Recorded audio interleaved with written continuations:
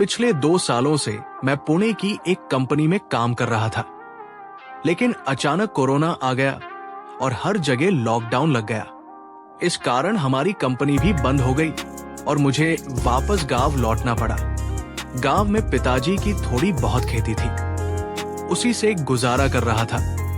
कुछ दिनों बाद लॉकडाउन खत्म हुआ और सब कुछ फिर से शुरू होने लगा। मैंने सोचा कि गांव में रहकर क्या करूंगा, इसलिए वापस आ गया। जहां मैंने पहले किराए पर कमरा लिया था, वही गया। मकान मालिक पहले से मुझे जानते थे। उनके 3-4 कमरे किराए पर थे, लेकिन अब एक भी कमरा खाली नहीं था।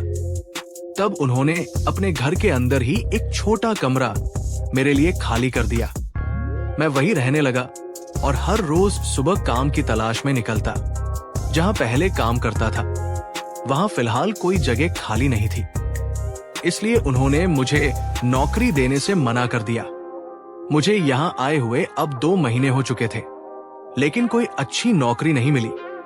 शुरुआत में कुछ छोटी मोटी दुकान की नौकरियां मिली, मगर उनमें तनख्वाह बहुत कम थी, इसलिए वो काम छोड़ दिया। मुझे उम्मीद थी कि कोई अच्छी नौकरी जरूर मिलेगी। कम पगार की वजह से किराया भी नहीं दे सका। मकान मालिक मुझे अच्छे से जानते थे, उन्हें मुझ पर भरोसा था। उन्होंने ही मुझसे कहा, आशुतोष, चिंता मत कर, जब तुझे मन मुताबिक काम और सैलरी नहीं मिलती, तब तक किराया नहीं लूंगा। उनके इस व्यवहार से मुझे बहुत राहत मिली, लेकिन नौकरी अब भी नहीं मिली थी। थक हार कर मैंने एक प्लेसमेंट सर्विस में नाम दर्ज करवाया। उन्हें 3,000 रुपए दिए। उन्होंने कहा कि जैसे ही कोई नौकरी निकलेगी या कोई जगह खाली होगी, हम तुरंत बताएंगे। मेरी पढ़ाई सिर्फ 10वीं तक ही हुई है और पढ़ाई कम होने की वजह से उधर से भी जल्दी कोई जवाब नहीं आया। लेकिन एक दिन उसी प्लेसमेंट सर्विस से एक लड़की का कॉल आया। उसने कहा, आशुतोष सर, एक प्राइवेट नौकरी है, अगर आप करने को तैयार हैं तो हम आगे बात कर सकते हैं। मैंने कहा, हाँ मैडम, बताइए, मैं करने को तैयार हूं। वो बोली, देखिए, एक घर है, वहां एक व्यक्ति बीमार है, उनकी देखभाल के लिए किसी की जरूरत है, क्या आप कर पाएंगे? मैं थोड़ी देर चुप रहा, कुछ नहीं बोला। वो फिर बोली, देखिए, सैलरी अच्छी है, अगर आप तैयार हैं तो बताइए, नहीं तो हम किसी और को बता दें। मैंने तुरंत कहा, नहीं नहीं मैडम, मैं तैयार हूं। वो बोली, ठीक है, मैं आपको पता भेज देती हूं, आप वहां जाकर मिल लीजिए। और हाँ, अगर आप नौकरी ज्वाइन करते हैं तो हमें जरूर कॉल करके बताइएगा। जी मैडम, ठीक है, धन्यवाद। थोड़ी देर में मेरे मोबाइल पर एक मैसेज आया जिसमें पता लिखा था। समय बर्बाद किए बिना मैंने तय किया कि तुरंत उस पते पर जाऊंगा, लेकिन जहां मैं रहता था वहां से वो पता काफी दूर था। लगभग 1.5 घंटा तो लग ही जाएगा, ऐसा मैंने अंदाजा लगाया, इसलिए बस से जाने का सोचा। बस पकड़ी और 5 बजे तक उस जगह पहुंच गया। बहुत बड़ा घर था, एक बंगले जैसा। गेट बंद था। आसपास के लोगों से पूछा कि क्या यही घर और प्लॉट नंबर है जो पते में लिखा था। पास ही एक आदमी कुत्ते को घुमा रहा था। मैंने उससे भी पुष्टि की कि क्या यही घर है, और हाँ, यही घर था। मैंने गेट पर दस्तक दी। काफी देर इंतजार किया, लेकिन कोई भी बाहर नहीं आया। फिर एक बार मैंने गेट बजाया। गेट के पास एक बेल दिखी, वो बेल बजाई। थोड़ी देर बाद घर का दरवाजा खुला और एक औरत मेरी तरफ आती दिखाई दी। गेट के पास आकर उसने मुझसे पूछा, किससे मिलना है? मैंने कहा, मैं यहाँ काम के लिए आया हूँ, मुझे एक प्लेसमेंट सर्विस ने भेजा है। इस पर वो बोली, हाँ ठीक है, रुको, मैं मैडम से पूछ कर आती हूँ। मुझे समझ में आया कि वो शायद घर की काम वाली होगी। वो अंदर गई और थोड़ी देर बाद वापस आई। उसने गेट खोला और मुझे अंदर आने को कहा। जैसे ही मैं अंदर गया, तभी दरवाजा खुला और एक खूबसूरत औरत बाहर आई। उसने मेरी तरफ देखा, 2 सीढ़ियां नीचे उतरी और मेरे सामने आकर खड़ी हो गई। मैंने कहा, मैडम, मुझे प्लेसमेंट सर्विस से पता चला कि आपको काम के लिए किसी की जरूरत है।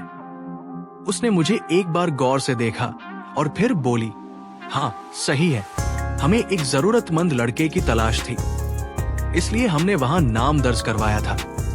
ठीक है, तुम्हारा नाम क्या है? मैडम, मेरा नाम आशुतोष है। ठीक है, देखो, हमें ऐसा लड़का चाहिए जो मेरे पति की देखभाल कर सके और उन पर ध्यान रखे।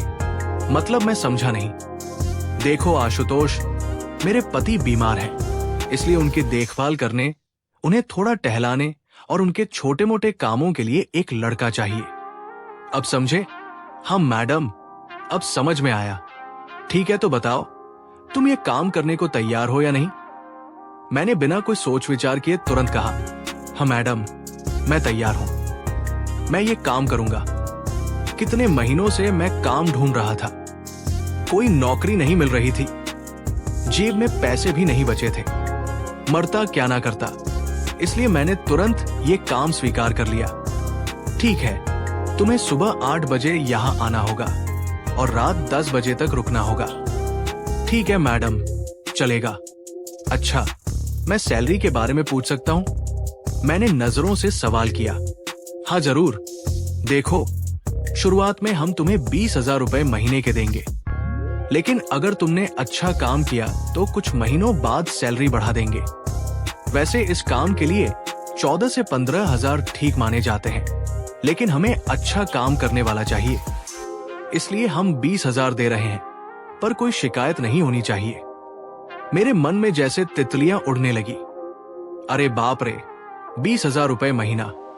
मुझे तो लगा जैसे मैं सपना देख रहा हूं। एक 10वीं पास लड़के को 20,000 रुपए मिलने वाले हैं, ये सोचकर ही मैं खुश हो गया। ठीक है आशुतोष, तुम कल सुबह 8 बजे काम पर आ जाना। ठीक है मैडम।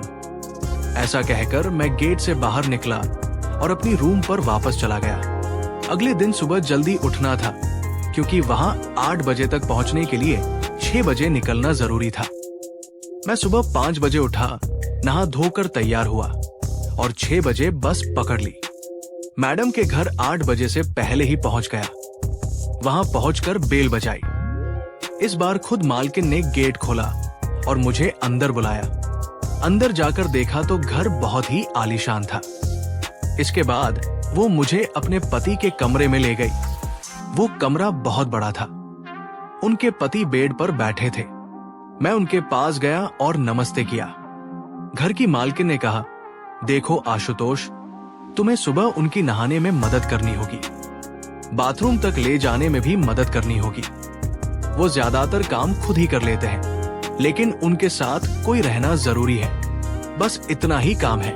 उन्हें खाना देना, बाहर टहलने ले जाना, गार्डन में घुमाना, ये सब चीजें तुम्हें देखनी होंगी। हाँ मैडम, कोई दिक्कत नहीं, मैं सब अच्छे से संभालूंगा। फिर मैंने उनकी नहाने में मदद की। नाश्ते के बाद उन्हें बाहर जाना था, तो हम पास के गार्डन में घूमने गए। दोपहर में उन्होंने खाना खाया और आराम करने लगे। शाम को फिर मैं उनको टहलाने ले गया, उनकी दवाइयों की जानकारी ली और समय पर उन्हें दवा दी। रात 10 बजे मेरी छुट्टी का समय हो गया था। मालकिन ने कहा, आशुतोष, अब काफी देर हो गई है, 10 बज चुके हैं और वो सो चुके हैं। तुम्हारा समय 10 बजे तक का है, तो तुम जा सकते हो। मैं वहां से निकला और मेरी रूम तक पहुंचते पहुंचते देर हो गई। अगली सुबह फिर से जल्दी उठकर वहां गया। पूरा दिन उनकी देखभाल में ही बीत गया और शाम को फिर से अपने घर लौटा। ऐसे करते करते 15 दिन बीत गए, लेकिन रोज आने जाने में बहुत समय और थकावट लगने लगी।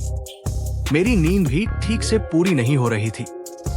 एक दिन सुबह मेरी समय पर नींद ही नहीं खुली। जब आंख खुली तब देखा कि घड़ी में 8 बज चुके थे। मैं हड़बड़ा कर उठा, जल्दी से नहा धोकर तैयार हुआ और मैडम के घर पहुंचा, लेकिन पहुंचते पहुंचते 10 बज गए। उन्होंने पूछा, इतनी देर क्यों हुई? मैंने कहा, मैडम, मेरी नींद नहीं खुली और यहाँ आने में भी 1.5-2 घंटे लग जाते हैं, इसलिए देर हो गई, माफ कीजिए। वो बोली, तुम इतनी दूर से आते हो? मैंने उन्हें बताया मैं कहां से आता हूं। तब वो बोली, देखो, अगर तुम्हें कोई परेशानी नहीं है तो तुम यही हमारे घर में रह सकते हो। रहने के लिए मैं तुम्हें एक कमरा दे दूंगी। मैंने थोड़ी देर सोचा और कहा, ठीक है मैडम, मैं यही रह जाऊंगा। क्या इसके लिए कोई खर्च देना होगा? अरे नहीं, बिल्कुल नहीं, चिंता मत करो, फ्री में रह सकते हो। फिर उस दिन दोपहर मैं जहां किराए पर रहता था, उस अंकल के पास गया और उन्हें सब कुछ बताया।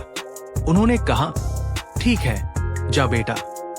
उनका जो कुछ किराया बकाया था वो मैंने चुका दिया और अपना छोटा मोटा सामान लेकर मैडम के घर पहुंच गया। ऊपर के माले पर उन्होंने मुझे एक छोटा कमरा दिया। कमरा बहुत सुंदर था, उसमें बेड, टीवी, सब कुछ था। अब मैं उसी कमरे में रहने लगा और पूरा दिन वही काम करता। शाम को काम खत्म होने के बाद अपने रूम में जाकर सो जाता। अब सब कुछ आसान हो गया था। एक दिन दोपहर को जब मैडम के पति खाना खाकर सो गए और मैं भी खाना खाकर फुर्सत में था, तो मैंने छत पर जाकर थोड़ा आराम करने का सोचा। छत पर गया तो देखा कि मालकिन वही थी। उन्हें देखकर मैं तुरंत सीढ़ियां उतरने लगा, लेकिन उन्होंने मुझे देख लिया और कहा, अरे आशुतोष, रुको रुको, कहां जा रहे हो? नहीं मैडम, बस ऐसे ही ऊपर आ गया था। फिर क्यों लौट रहे हो? रुको ना। उनके कहने पर मैं वापस रुक गया। छत पर खड़ा होकर इधर उधर देखने लगा। बोली, अरे इधर छाव में आओ ना। वहां एक बड़ा पेड़ था जिसकी छाया छत पर पड़ रही थी। वो वही दीवार से टेक लगाकर खड़ी थी। उन्होंने मुझे बुलाया तो मैं उनके पास जाकर खड़ा हो गया। वो अक्सर साड़ी में ही रहती थी, लेकिन आज उन्होंने गाउन पहना था। दोपहर का समय था, इसलिए शायद वो आराम करने आई थी। जो गाउन उन्होंने पहना था वो थोड़ा पतला था। टेरेस पर हवा तेज चल रही थी और उस हवा के कारण उनका गाउन उड़ रहा था। अंदर उन्होंने जो वस्त्र पहना था वो थोड़ा थोड़ा दिख रहा था। मैं ठीक उनके सामने खड़ा था, लेकिन मैंने उस ओर ध्यान ना देकर अपनी नजरें इधर उधर घुमाने लगा। अब वो मुझसे मेरे बारे में पूछने लगी। तुम्हारे माता पिता कहाँ रहते हैं? वो क्या करते हैं? तुम्हारे कितने भाई हैं? तुम्हारी शादी हुई है? मैंने उन्हें सब कुछ बता दिया। फिर उन्होंने दोबारा पूछा, क्या तुम्हारी शादी हुई है? नहीं मैडम, अभी नहीं। तब उन्होंने कहा, क्यों नहीं की अब तक शादी? अरे मैडम, आजकल शादी करना इतना आसान नहीं है। प्राइवेट नौकरी करने वाले को तो लोग लड़की ही नहीं देते। सबको सरकारी नौकरी वाला लड़का ही चाहिए। हाँ आशुतोष, तुम बिल्कुल सही कह रहे हो। पता नहीं लोगों के दिमाग में सरकारी नौकरी का ऐसा क्या भूत सवार है। मैडम, क्या हुआ? आप तो दोपहर को रोज घर पर नहीं होती, शायद काम पर जाती होंगी, लेकिन आज घर पर है।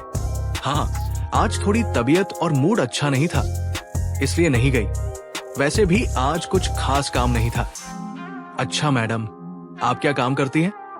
मेरे सवाल पर वो हल्के से मुस्कुराई और बोली, अरे हमारा एक बड़ा सा होटल है। अरे वाह मैडम, बहुत अच्छा। कुछ देर तक हम दोनों आपस में बातें करते रहे, लेकिन मेरी नजर बार बार उनकी ओर जाने लगी। वो दिखने में बेहद खूबसूरत थी। गोरी त्वचा, तीखी नाकंश, काली गहरी आंखें, और जब वो बाल खोल कर रखती थी तो उनकी खूबसूरती और भी निखर जाती थी। मैं उनसे बातें कर रहा था और कभी कभी उन्हें देख भी रहा था। शायद मैं उन्हें देख रहा हूं, ये बात वो समझ भी गई होंगी, ऐसा मुझे महसूस हो रहा था। थोड़ी देर हम दोनों वही खड़े बातें करते रहे, लेकिन अब मुझे उनके सामने खड़े रहना थोड़ा मुश्किल लगने लगा। वो इतनी पास और मेरे सामने थी कि मेरे भीतर की भावनाओं को दबाना मेरे लिए मुश्किल होता जा रहा था। अब मुझे वहां से निकलने का कोई बहाना चाहिए था। मैडम, चलिए मैं नीचे जाकर देखता हूं। साहब को कुछ चाहिए तो नहीं? उन्होंने कहा, ठीक है।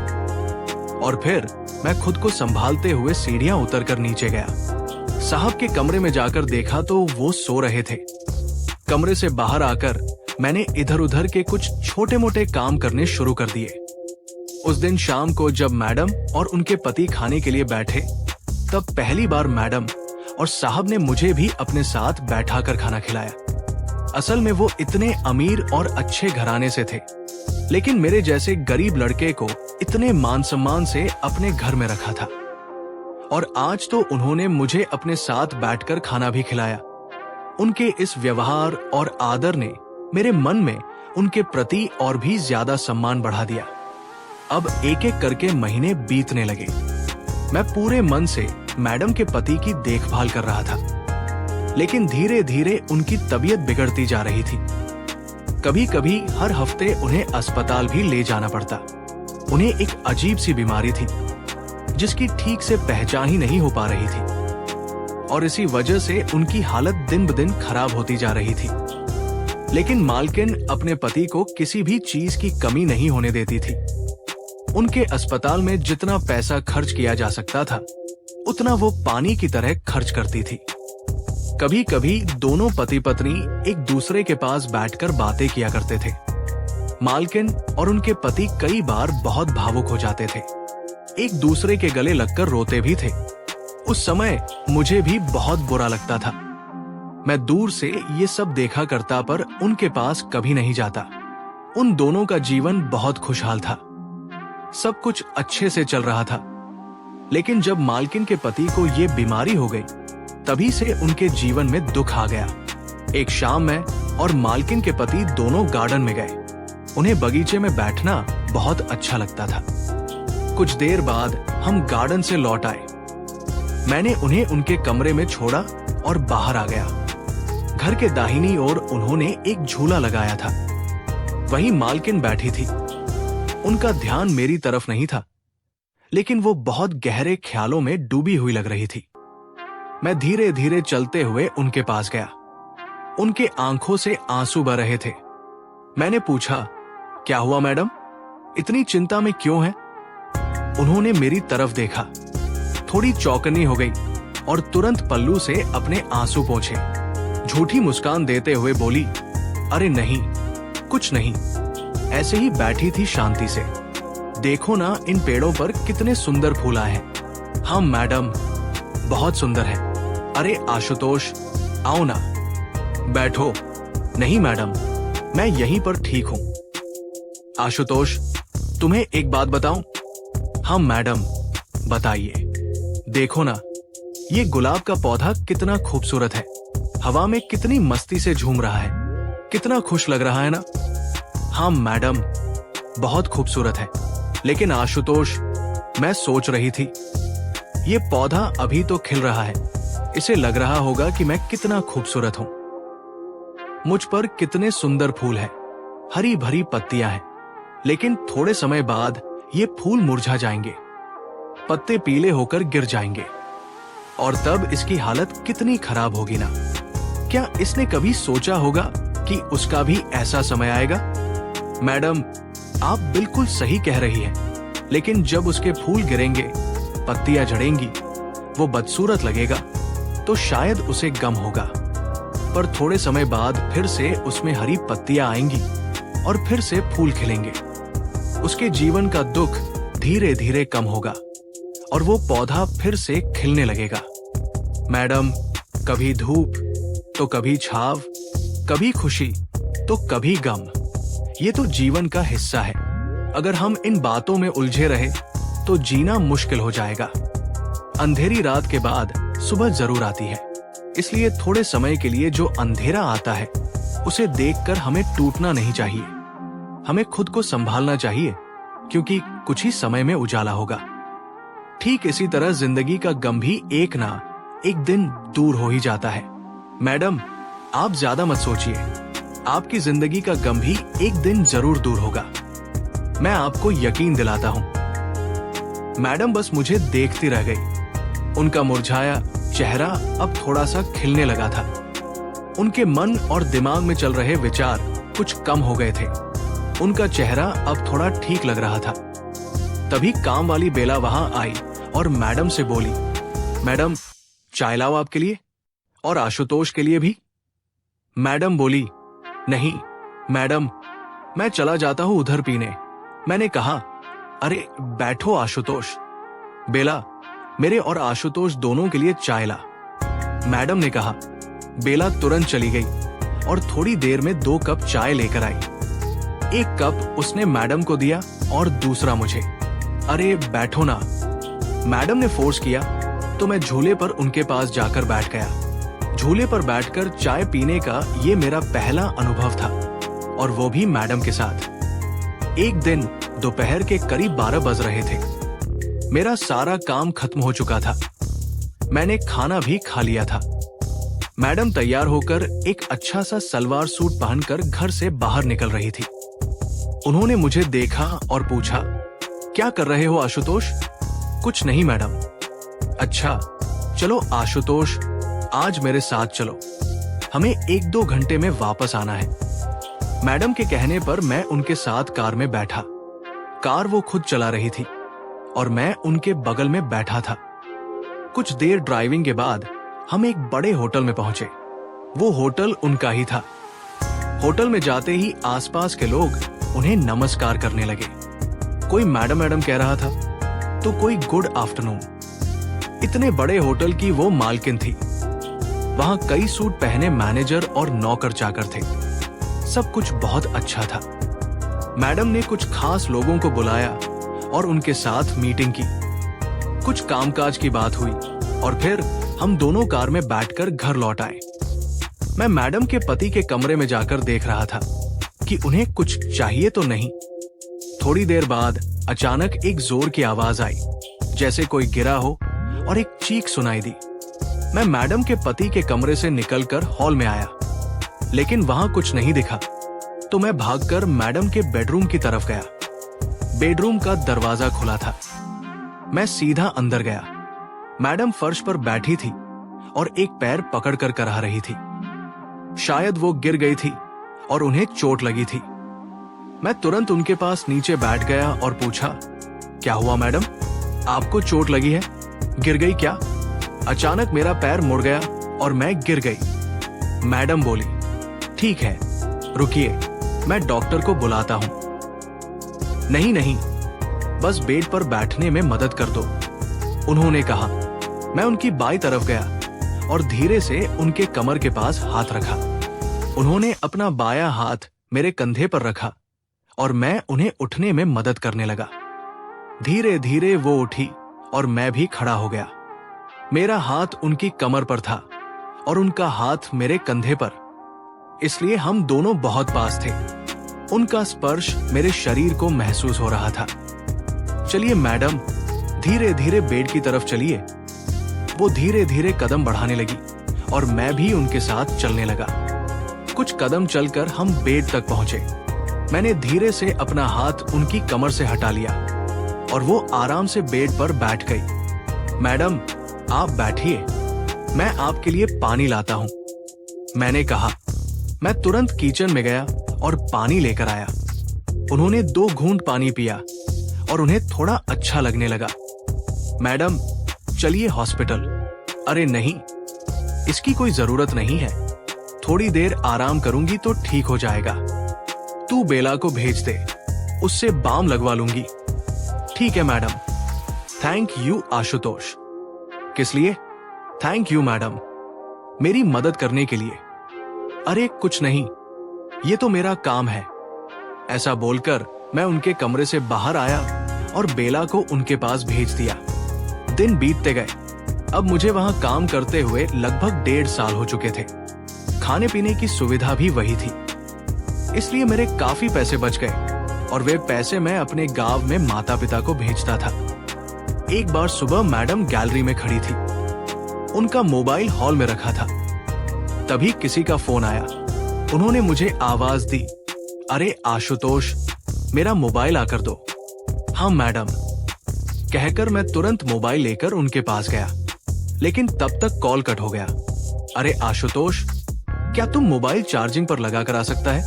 हाँ मैडम, अभी लाता हूं। आशुतोष, रुको। क्या हुआ मैडम? सुनना। बोलो ना मैडम।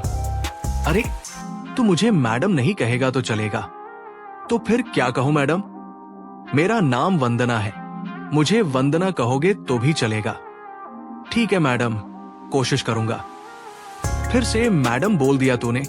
ठीक है, सॉरी वंदना। वंदना का नाम मेरे मुंह से लेते वक्त मुझे थोड़ा संकोच हो रहा था, लेकिन जब मैंने उन्हें वंदना कहा तो उनके चेहरे पर एक अलग ही सुकून था। मैंने उनका मोबाइल लिया और चार्जिंग पर लगा दिया। दोपहर का थोड़ा खाली समय था तो मैं छत पर जाकर बैठ गया। कुछ समय बाद मालकिन भी वहां आ गई। मैं उन्हें देखकर थोड़ा चौंक गया और तुरंत कुर्सी से उठकर खड़ा हो गया। बैठना आशुतोष। क्या हुआ? कुछ नहीं वंदना। वो हल्के से मुस्कुराई। क्या हुआ मैडम? एक बार वंदना बोलता है, फिर एक बार मैडम। क्या तुझे समझ नहीं आता? मुझे आदत नहीं है ना। आज वंदना ने बहुत ही सुंदर साड़ी पहनी थी। उस पर काले रंग का ब्लाउज और लिपस्टिक भी लगाई थी, जिससे वो और भी आकर्षक और खूबसूरत लग रही थी। मैं उन्हें बार बार देख रहा था। छत पर 2 कुर्सियां थी, एक पर मैं बैठा था और दूसरी पर वो। बातचीत के दौरान वो बोली, आशुतोष क्या हुआ? ऐसे बार बार क्यों देख रहे हो मुझे? कुछ नहीं, बस ऐसे ही। ऐसे मत शर्माओ, बोलो ना। क्या हुआ? कुछ नहीं वंदना। वो, अरे पूरा बोलो ना। आज आपने जो साड़ी पहनी है ना, इसलिए, मतलब आप बहुत खूबसूरत लग रही हैं। सच बोल रहे हो या मजाक कर रहे हो मेरा? नहीं, सच कह रहा हूं। अच्छा, थैंक यू। मैं उनकी तरफ देख रहा था। इसका उन्हें कोई बुरा नहीं लगा, ना ही उन्होंने कुछ गलत समझा। शायद उन्हें अच्छा लग रहा था कि मैं उन्हें देखूं। लेकिन मेरी भी कुछ मर्यादाएं थी। उनकी शादी हो चुकी थी और मैं उस घर में एक नौकर था, इसलिए मैं जानता था कि मुझे अपनी हद में ही रहना चाहिए। इतनी खूबसूरत और अच्छे दिल वाली औरत मेरे पास होती थी और वो मुझसे इतने प्यार से बात करती थी कि कभी कभी मैं खुद ही उलझन में पड़ जाता था। लेकिन मैं खुद पर नियंत्रण रखते हुए अपने आप को संभाल लेता था। अब दूसरी ओर मैडम के पति की तबीयत काफी ज्यादा बिगड़ गई थी। उन्हें अस्पताल में भर्ती करवाया गया था। डॉक्टरों ने कहा था कि अब वो ज्यादा दिन नहीं बच पाएंगे। उनका खाना पीना सब बंद हो गया था। कुछ दिन वो आईसीयू में रहे और फिर एक दिन जो नहीं होना चाहिए था वही हुआ। वंदना मैडम के पति पुष्कर जी ने इस दुनिया को अलविदा कह दिया। उनका जीवन समाप्त हो गया। उसके बाद उन्हें घर लाया गया और सभी रिश्तेदार आए। उनका अंतिम संस्कार किया गया। वंदना मैडम बहुत दुखी हो गई थी। इतना बड़ा दुख अचानक उनके ऊपर टूट पड़ा था। जैसे भी थे, वो उनके पति थे, उनका सहारा थे, लेकिन अब अचानक वो अकेली पड़ गई थी। मैडम के माता पिता कुछ दिन उनके पास रुके थे। मेरी उनसे पहचान हुई। मैडम बहुत दुखी थी। अब मैडम के पति को गए हुए 1 महीना हो गया था। उनके माता पिता भी अब अपने गांव लौट गए थे। अब मेरा भी उस घर में कोई काम नहीं रहा, तो मैडम ने जो भी मेरा हिसाब किताब था वो पूरा कर दिया और मैंने वो काम छोड़ दिया। पिछले 2 सालों से मैं वंदना मैडम के यहाँ काम करता था, लेकिन अचानक उनके पति के गुजर जाने के बाद मेरा काम भी वही खत्म हो गया। अब मैं कुछ दिन के लिए अपने गांव आ गया, लेकिन मेरा मन कहीं लग नहीं रहा था। मेरी उम्र बढ़ती जा रही थी। अब पिताजी मेरे लिए लड़की देखने लगे थे। जो भी लड़की मिले उसी से शादी कर देनी है, ऐसा पिताजी ने तय कर लिया था। गांव आए 2 महीने हो गए थे, लेकिन अब वापस शहर जाकर काम ढूंढना जरूरी हो गया था। मैं फिर से पुणे लौट आया। काम नहीं मिल रहा था, लेकिन एक छोटी कंपनी में काम मिल गया और मैंने कम सैलरी में ही काम शुरू कर दिया। अब वंदना मैडम के पति को गुजरे लगभग 10 महीने हो गए थे। उनसे मेरा हर तरह का संपर्क बंद हो गया था। लेकिन एक दिन अचानक मेरे मोबाइल पर वंदना मैडम का कॉल आया। उनका कॉल देखकर मैं बहुत खुश हो गया। कॉल उठाया, उधर से हेलो आवाज आई। वंदना मैडम बोल रही थी। इधर से मैंने भी हेलो कहा। उन्होंने पूछा, कैसे हो आशुतोष? मैं बोला, ठीक हूं वंदना, आप कैसी हैं? मैं भी ठीक हूं। अरे आशुतोष, तू यहां से गया और फिर कहीं गायब ही हो गया। दिखा ही नहीं। कहाँ काम कर रहा है अभी? यही पुणे में एक छोटी कंपनी में काम कर रहा हूं। अच्छा, तो किसी दिन आजा मिलने। हाँ जरूर। उन्होंने मिलने को कहा तो अब मुझसे रुका नहीं गया। मुझे भी वंदना की बहुत याद आ रही थी और अब जब उसका सामने से फोन आया तो अगले ही दिन मैं उसके घर पहुंच गया।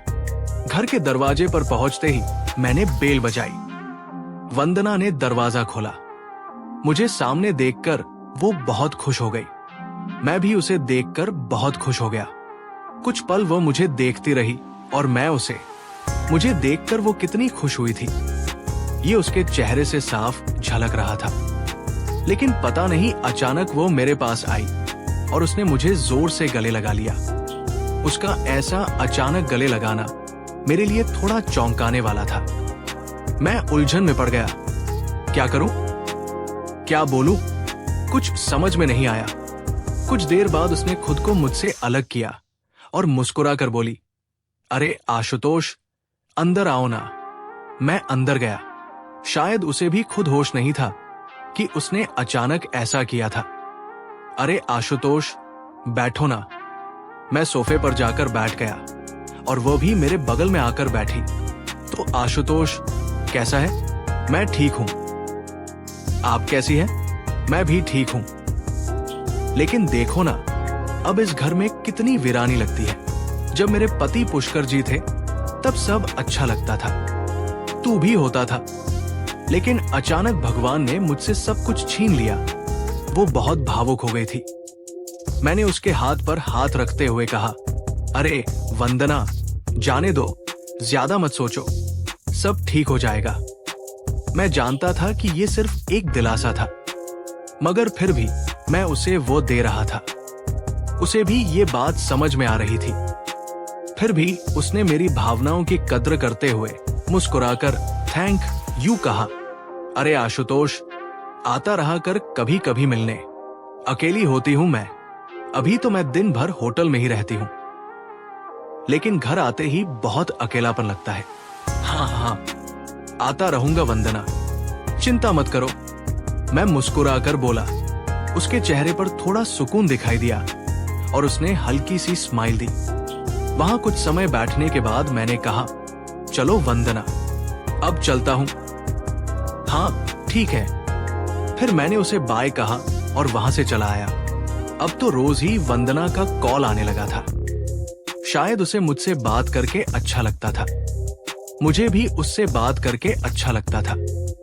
ऐसे ही 7 से 8 महीने बीत गए। एक दिन वंदना ने मुझे कॉल पर कहा, अरे आशुतोष, आना किसी दिन मिलने। कई महीने हो गए, तू आया ही नहीं। उसके इस जिद की वजह से मैंने एक दिन काम से छुट्टी लेकर शाम 5 बजे उसके घर जाना तय किया। जब मैं घर के गेट के अंदर गया तो देखा वो वही बाहर खड़ी थी। मुझे देखकर वो बहुत खुश हो गई। मैं भी मुस्कुरा दिया। उसने सलवार सूट पहन रखा था, लेकिन उसने दुपट्टा नहीं लिया था, जिससे उसका भरा पूरा शरीर और भी आकर्षक लग रहा था। उसने मुझे अंदर बुलाया और हम दोनों बातें करने लगे। तब उसने कहा, आशुतोष, आज यही मेरे घर पर ही खाना खा लो, ठीक है ना? हाँ वंदना, ठीक है। उसने जोर दिया तो मैंने हामी भर दी। फिर उसने हमारे लिए स्वादिष्ट खाना बनाया। खाना बनने के बाद हमने साथ बैठकर खाना खाया। काफी देर हो चुकी थी, करीब 8 बज रहे थे। मैंने कहा, चलो वंदना, अब मैं चलता हूं। अरे रुको ना, इतनी क्या जल्दी है? चल टेरेस पर चलते हैं, वहां बहुत अच्छा लगता है। जैसे पहले दोपहर में बैठते थे, बातें करते थे। चल थोड़ी देर वही चलते हैं। फिर हम दोनों टेरेस पर गए। वहां खड़े होकर चारों तरफ का नजारा देख रहे थे। रात का समय था, आसपास की लाइटें चमक रही थी। टेरेस पर काफी अंधेरा था। हम दोनों एक दूसरे के करीब खड़े थे। आशुतोष, कितने दिन हो गए तुझे देखे हुए। आज तू आया तो बहुत अच्छा लग रहा है। उसने मेरे हाथ पर अपना हाथ रखते हुए कहा। मैंने अपना हाथ रेलिंग पर रखा हुआ था। जब उसने मेरे हाथ पर हाथ रखा तो मैं थोड़ा चौंक गया। कुछ पल वह यूं ही खामोशी से खड़ी रही। और एक अलग सी नजर से मेरी ओर देखने लगी। धीरे धीरे वो मेरे और करीब आने लगी। मुझे कुछ समझ नहीं आ रहा था कि वो क्या कर रही है। मैंने हाफ टी शर्ट पहनी थी। उसने मेरा हाथ अपने हाथ में लिया और बोली, आशुतोष, तेरे हाथ पर कितने बाल हैं? हाँ वंदना। मेरा स्वर भारी हो गया था। उसने अपनी कोमल उंगलियां धीरे से मेरे हाथों पर फेरी और कहा, तेरे हाथ के बाल तुझ पर खूब जंचते हैं। मैं थोड़ा शर्मा गया और बोला, क्या बोल रही हो वंदना? अरे सच कह रही हूं, उसने मुस्कुराकर कहा। अब वो मेरे और भी करीब आ गई और मैं भी अनजाने में उसकी ओर खींचता चला गया। हम दोनों एक दूसरे के आमने सामने थे। मैंने उसका हाथ थाम लिया। हमारा चेहरा बहुत करीब आ गया था। अनजाने में ही उसके होंठ मेरे होठों से छू गए। मैंने अपना हाथ उसके कमर पर रखा और उसने मुझे अपने पास खींच लिया। उसके गुलाबी और रसीले होंठ मेरे होठों से मिलने लगे। मैं उसे धीरे धीरे चूमने लगा। कुछ देर किस करने के बाद उसने अपना चेहरा हटाया और कहा, आशुतोष, नीचे चलो ना, चलो नीचे चलते हैं। मेरा स्वर बहुत भारी हो गया था। उसने मेरा हाथ पकड़ा। मैं उसे उसके दरवाजे तक उठाकर ले गया। दोनों हाथों में उसे उठाया। वो बहुत शर्मा गई थी। अब सीढ़ियां उतरते हुए हम नीचे आए। उसने इशारे से मुझे बेडरूम की ओर दिखाया। फिर मैं उसे लेकर बेडरूम में गया। वहां जाकर मैंने उसे बेड पर बिठाया। उसने मेरा हाथ पकड़ा और मुझे अपनी ओर खींच लिया। मैं उसके ऊपर गिर पड़ा। फिर एक बार हमने एक दूसरे के होठों को चूमा और एक दूसरे में खो गए। रात के शायद 9 बजे रहे होंगे, लेकिन पूरी रात हम एक दूसरे के साथ ही रहे। हम एक पल के लिए भी अलग नहीं हुए। रात भर हमें किसी और चीज का होश नहीं रहा। हमने हर सीमा को भुला दिया और एक दूसरे पर भरपूर प्यार लुटाया। वो बोली, आशुतोष, क्या मैं तुझे पसंद हूं? हाँ वंदना, बहुत पसंद हो। मैंने कहा, क्या तू भी मुझे पसंद करता है? उसने फिर पूछा। हाँ वंदना, तू तो मेरे दिल की धड़कन है, तो आज मैं तेरी रानी हूं और तू मेरा राजा। ऐसा कहते हुए उसने मुझे फिर से अपनी बाहों में भर लिया और खुद में समा लिया। रात के 3 से 4 बज गए थे, लेकिन हमने एक दूसरे को सोने ही नहीं दिया। पता ही नहीं चला कि कब मेरी आंख लग गई। सुबह जब मेरी नींद खुली तो देखा बगल में वंदना नहीं थी। मैंने खुद को देखा तो मेरे कपड़े मेरे शरीर पर नहीं थे, बस चादर थी जो मैंने ओढ़ रखी थी। कपड़े ढूंढकर मैंने पहन लिए और कमरे से बाहर निकला। हॉल में सामने वंदना थी। उसने मेरी ओर देखा, लेकिन मैं शर्म से नीचे देखने लगा। उसने मुस्कुराकर हल्की सी स्माइल दी और बोली, आशुतोष, जल्दी जा बाथरूम में और फ्रेश हो जा। मम्मी पापा आने वाले हैं, उन्हें कुछ काम है। मैं तुरंत बाथरूम में गया और तैयार होने लगा। उसने मुझे चाय दी। मैं बोला, चलो वंदना, अब मैं निकलता हूं। अरे रुको, कहां जा रहे हो? मेरे मम्मी पापा आने वाले हैं, थोड़ी देर रुक जा, उनसे मिल ले। वो बोली, लेकिन मैं क्या करूं उनसे मिलकर? मैंने पूछा। अरे रुकना, वैसे भी वो आने ही वाले थे, अब तू यहां ही तो मिल भी ले। उसने हंसते हुए कहा, ठीक है। ऐसा कहकर मैं वहीं बैठ गया। मैं वंदना की ओर देखता हुआ बोला, वंदना, सॉरी सॉरी। किस लिए? उसने पूछा। वो रात के लिए। मैंने हल्के स्वर में कहा, अरे आशुतोष, उसके बारे में ज्यादा मत सोच। वो बोली, आशुतोष, एक बात पूछूं? उसने आगे कहा। हाँ पूछो। मैंने कहा, क्या तुझे मैं पसंद हूं? उसने सीधे पूछा।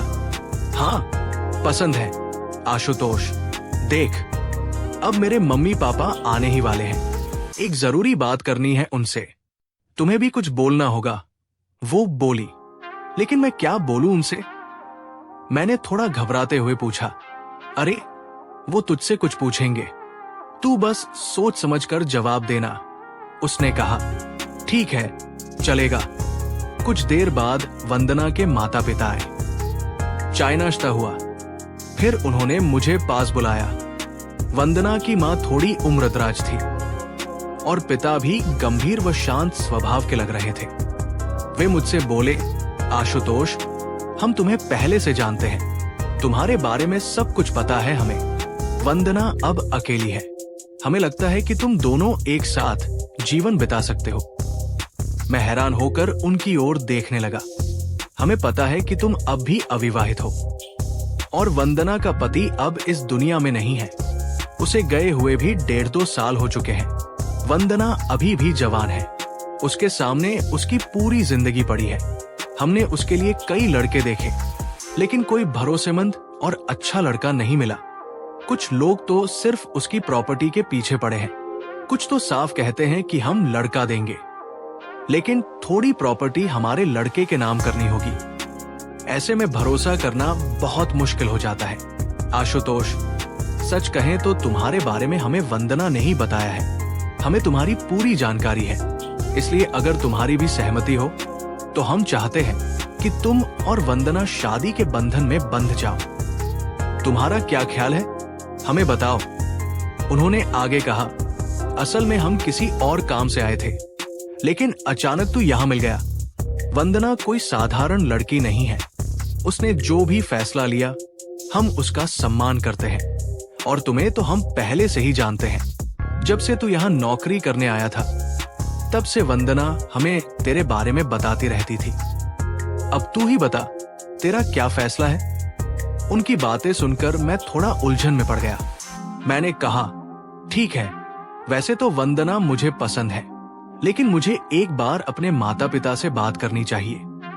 ठीक है, फिर आशुतोष, वंदना के पिताजी बोले, बात कर ले। अगर आज शाम तक तेरे मम्मी पापा आ जाएं, तो बहुत अच्छा होगा। हाँ, ठीक है, मैंने कहा। मैंने तुरंत अपने माता पिता को फोन किया और उन्हें वंदना के घर आने को कहा। कुछ देर में मेरे मम्मी पापा वंदना के घर पहुंच गए। चाय नाश्ता हुआ, फिर हम सब हॉल में एक साथ बैठ गए। वंदना के माता पिता ने मेरे मम्मी पापा से हमारी बात और वंदना के बारे में सब कुछ साफ साफ बताया कि वो पहले से शादीशुदा थी, लेकिन अब विधवा है। वंदना के पिताजी बोले, आशुतोष और वंदना एक दूसरे को पसंद करते हैं। अगर ये दोनों साथ आए तो हमें बहुत खुशी होगी। वंदना का जीवन भी सुखमय होगा और आशुतोष को भी अपनी पसंद की लड़की मिलेगी। लेकिन जैसे ही मेरे पिताजी ने ये सुना, उनका गुस्सा फूट पड़ा। उन्होंने कहा, अरे आप सब पागल हो गए हैं क्या? हमारे खानदान में ऐसा कभी नहीं हुआ। हमारे घर के किसी लड़के ने कभी किसी विधवा से शादी नहीं की है। मैं अपने बेटे को ये करने ही नहीं दूंगा। हमारे खानदान का बड़ा नाम है। लोग क्या कहेंगे? क्या हमें कोई लड़की नहीं मिली, इसलिए एक अमीर विधवा को पत्नी बना लिया? लोग कहेंगे कि पैसे के लिए शादी की है। मैंने उन्हें समझाने की कोशिश की। अरे पापा, ऐसा नहीं है। वंदना और मैं एक दूसरे को सच में पसंद करते हैं। मैं उसे दिल से चाहता हूं। आशुतोष, तू पागल हो गया है क्या? एक बार शादी कर चुकी विधवा से प्यार हो गया तुझे? तुझे एक थप्पड़ लगाना चाहिए। सब ने उन्हें समझाने की कोशिश की, लेकिन उन्होंने किसी की एक ना सुनी। वंदना ये सब सुन रही थी। उसकी आंखों में आंसू आ गए। उसे बहुत बुरा लगा। उसका रोना रुक ही नहीं रहा था, लेकिन उसकी माँ ने उसे वहां से उठने नहीं दिया। तभी मेरी माँ ने वंदना की ओर देखा और बोली, आशुतोष बेटा, तेरी खुशी में ही हमारी खुशी है। मैं पूरी तरह से तेरे साथ हूं। तू वंदना से शादी कर सकता है। मेरी माँ जहां बैठी थी, वहां से उठकर वो सीधे वंदना के पास गई। उसके सिर पर हाथ फेरा और बोली, वंदना, मैं तुझे अपनी बहू के रूप में पूरी तरह से स्वीकार करती हूं। जो बीत गया उसे हम दिल में रखकर अपने भविष्य को क्यों खराब करें? जिंदगी बहुत लंबी होती है। मैं एक औरत हूं, इसलिए जानती हूं एक औरत का अकेले जीना समाज में कितना मुश्किल होता है। मेरी माँ की आंखें भर आई। वंदना ने भी उन्हें गले लगा लिया। दोनों की आंखों में आंसू थे। उस दिन मुझे ये बात महसूस हुई। एक औरत का दर्द सिर्फ एक औरत ही समझ सकती है, मर्द कभी नहीं समझ सकता। लेकिन फिर भी मेरे पिताजी ने इस रिश्ते को पूरी तरह से नकार दिया। मुझे बहुत बुरा लगा। मैंने सोचा था वो मेरे पिता है, एक बेटे का प्यार समझेंगे, लेकिन नहीं, उनका अहंकार और खानदान का झूठा अभिमान बीच में आ गया। वो ज्यादा देर वहां नहीं रुके, गुस्से में उठकर चले गए। लेकिन मेरी मां ने कहा, मैं तुम्हारे साथ हूं, तुम जो भी फैसला लोगे मुझे स्वीकार है। और फिर आगे चलकर वंदना और मैंने शादी कर ली। हम एक हो गए और हमारे जीवन की एक नई शुरुआत हुई। तो दोस्तों, कैसी लगी कहानी? कमेंट में बताएं कि इस कहानी ने आपको क्या सिखाया। कहानी कहां से सुन रहे हैं? अपने शहर का नाम जरूर लिखें। अगर आपको ये कहानी पसंद आई तो लाइक करें, अपने दोस्तों के साथ शेयर करें और हमारे चैनल को सब्सक्राइब करें। अगली बार फिर मिलेंगे एक और दिल को छूने वाली कहानी के साथ। प्यार और मुस्कान बांटते रहें।